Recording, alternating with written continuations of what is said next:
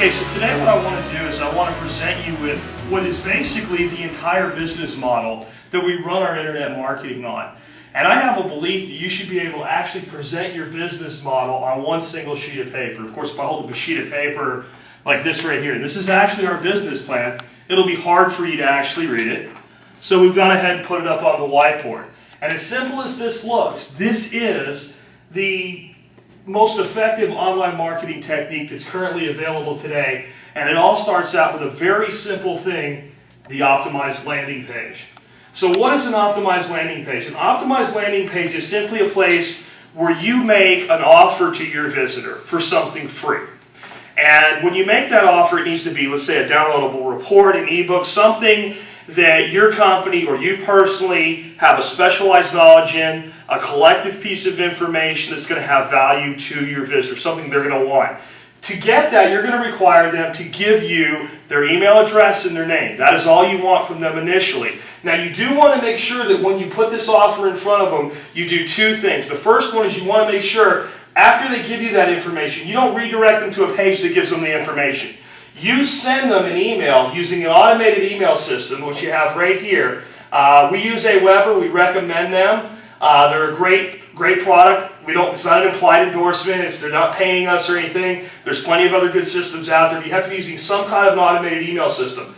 They hit that landing page. You send them an email with a download link. What that does is it ensures the validity of the email address. If you don't do that, you're going to get emails like fake@fake.com. Trust us, we've been there, we've done that, we've made that mistake. At the same time your system is sending them an email, your one-time offer page, when they hit submit, or your landing page, when they hit submit, is taking them to what's called a one-time offer page. On this one-time offer page, what you're going to do is you're going to take a collective group of your products or services. I don't care if they're physical, I don't care if they're information-based, I don't care if you do seminars, I don't care if you do consulting, I don't care what you do, you're going to put together some kind of a grouping. You're going to get product 1, 2, 3, 4, as many as you want. It could be a couple, it could be 10. And you're going to, on that page, sell each product individually. So you're going to give the reason they would want to buy this product and a price for it, the reason they'd want to buy the next product and a price for it, the reason they'd want to buy the third product and a price for it.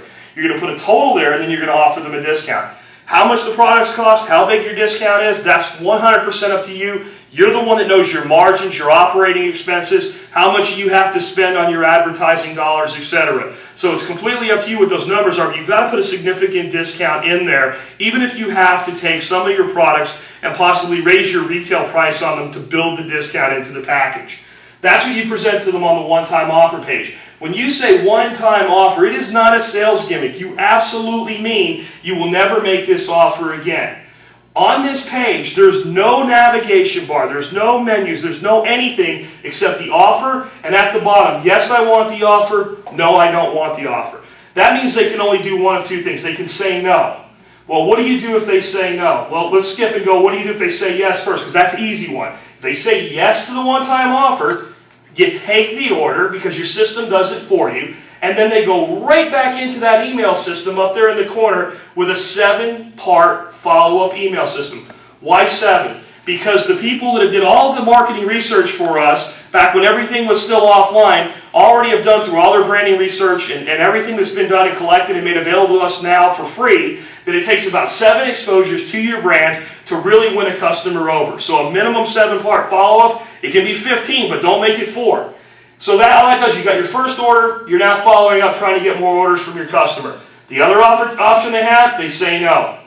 If they say no, you simply take them to what we call a second-time offer. That's actually my phrase. I came up with that second-time offer phrase. Most people refer to this as a downsell. I don't refer to it as a downsell because a downsell would simply be, here's something cheaper, will you buy it? What I actually do at my second-time offer pages is I say to the customer, look, I really want you to do business with me. I want an opportunity to earn your trust. So remember those 5 products that I put together for you up here? Well, I'm going to offer you just one of them, and I'm going to give you a deep, deep discount on that one product because I want you to take the first step and become a customer with me. Because once you engage a customer, once you get them to purchase from you and they buy from you and you deliver quality and you do exactly what you said you would do, they're going to come back to you and buy from you again and again. And remember, once you get them in there, the email system does everything else for you, so you really want to get them in there. The only thing that they can do at the end of the second time offer, you guessed it, same as the one time. Yes, or no. If they say yes, take order into the email follow-up system. If they say no, you just continue the email follow-up. This is the entire system of how to properly market, specifically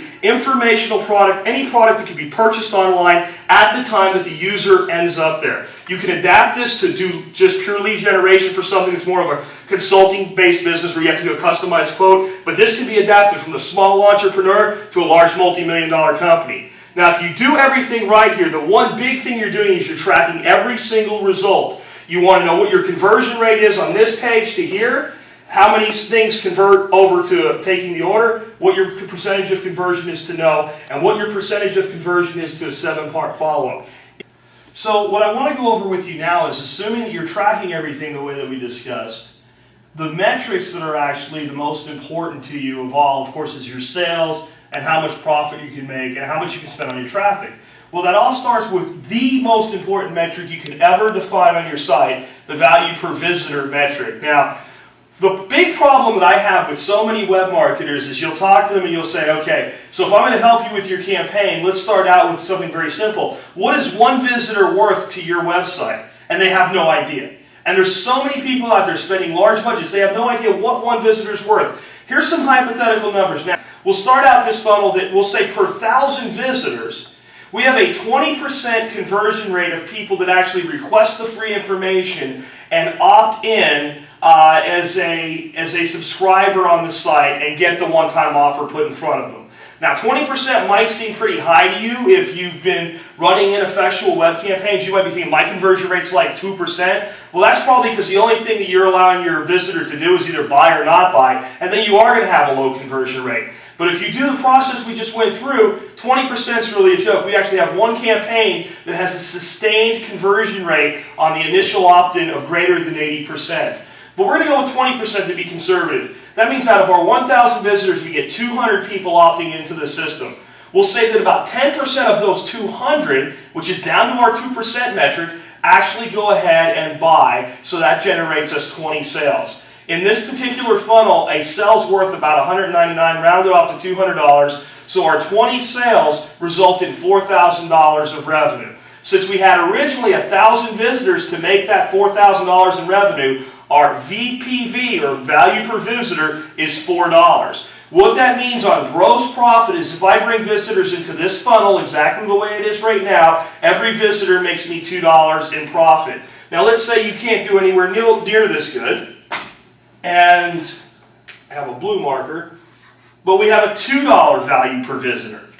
Well, that's still good, because at least you know what that is. In fact, that's a wonderful VPV. So all you got to do now is go out and buy traffic for $1 or less for everybody that you bring into this funnel, and you have 100% or better markup on all your traffic. Now, if your value per visitor is $2 and your cost per visitor is $1, how much can you buy? You can buy every bit of traffic that you can find. You can't lose money, and as long as you respect this metric, which comes from your own system, you can't lose money marketing your products online. You can spend all the money you'd like advertising. What your problem will become, and we've had this with campaigns, it's not that we can't afford to buy more traffic. We've bought all the traffic we could find in that niche at our VPV. Now, what do you do if there's traffic available in your niche, but it costs $6?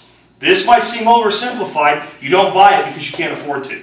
Now, you can either tweak your funnel, increase your VPV to where you can get that traffic, or you stay away from it and you start building out other niches and sub-niches. But this is really it. This is the entire system in a nutshell. This is our entire business plan. This is how we run every single campaign that we put together. We might tweak it, we might make some modifications because, again, if you're doing something like high-level consulting, the customer has to kind of generate themselves as a lead. They need a customized presentation or something like that. But when it comes right down to it, it all starts with an information exchange. The information exchange results in some sort of an offer to the customer, and then there's a follow-up system that takes it from there. Follow that system, and it will do amazing things for you. This is the same system that multi-million-dollar corporations have used to generate $1 million a week in revenue. It's the same system that independent entrepreneurs have generated the same kind of money with. It's the same system that people that are just messing around a little bit online have used to make a little bit of beer money. It's up to you how far you take it, but this is the roadmap to success online.